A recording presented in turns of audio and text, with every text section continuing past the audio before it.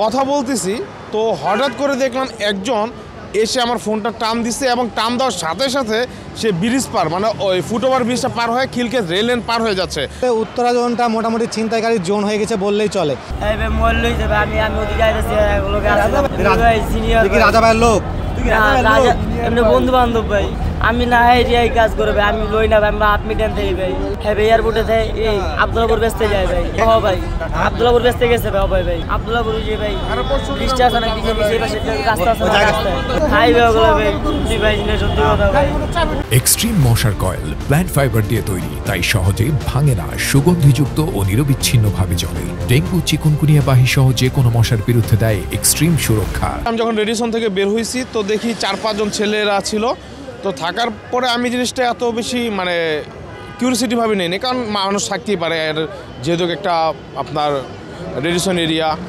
তো আমি যখন ফোনটা বের করছি কথা বলতেছি তো হঠাৎ করে দেখলাম একজন এসে আমার ফোনটা টান দিচ্ছে এবং টান দেওয়ার সাথে সাথে সে ব্রিজ পার মানে ওই ফুটওভার ব্রিজটা পার হয়ে খিলক্ষেত রেল লাইন পার হয়ে যাচ্ছে। তো আমি আর বেশি সাহস করে পিছনে যেতে পারি না, যেহেতু আরও 4-5 জন ছিল। তো এই পরিস্থিতিতে আমি একটি কথাই বলবো যে বর্তমান দেশের যে অবস্থা এভাবে যদি চলতে থাকে তাহলে খিলক্ষেত থেকে উত্তরা পর্যন্ত আসাটা আমাদের জন্য আনসেফ মনে করি আমরা। তো আমি সরকারের কাছে রিকোয়েস্ট করব যেন তারা এই জিনিসটা এবং এই দিকটার প্রতি একটু নজর দেয় এবং বর্তমান যে পরিস্থিতিটা অনেক ঘোলাটে সেটা যাতে একটু অগ্রসর করে।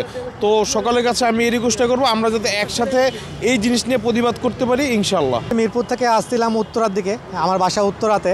তো আসার পথে আমি রাস্তায় দেখি যে এক ভাই এবং আপু রাস্তায়, ভাই আপুটা কান্নাকাটি করছে। তো ঘটনা শুনতে চাইলে সে বলে যে ফোন ছিনতাই করে নিয়ে চলে গেছে। আসলে উত্তরা জোনটা মোটামুটি ছিনতাইকারীর জোন হয়ে গেছে বললেই চলে। প্রতিনিয়তই আমরা দেখতে পাই ছিনতাই, এই ঘটনা ওই ঘটনা, বিশেষ করে মোবাইল ছিনতাইটা অনেক বেশি বেড়ে গেছে আজকাল। দিয়ে আপুটা পরে কান্নাকাটির পরে আমরা চোরটাকে যে ছিনতাইকারী ছিল ছিনতাইকারীকে আমরা ধরতে সক্ষম হয়েছি। আপাতত তাকে আমরা র্যাবের কাছে দিয়েছি। এখন দেখা যাক তারা কী পদক্ষেপ নেই, আমরা কী পেতে পারি তাদের কাছ থেকে ফলাফল।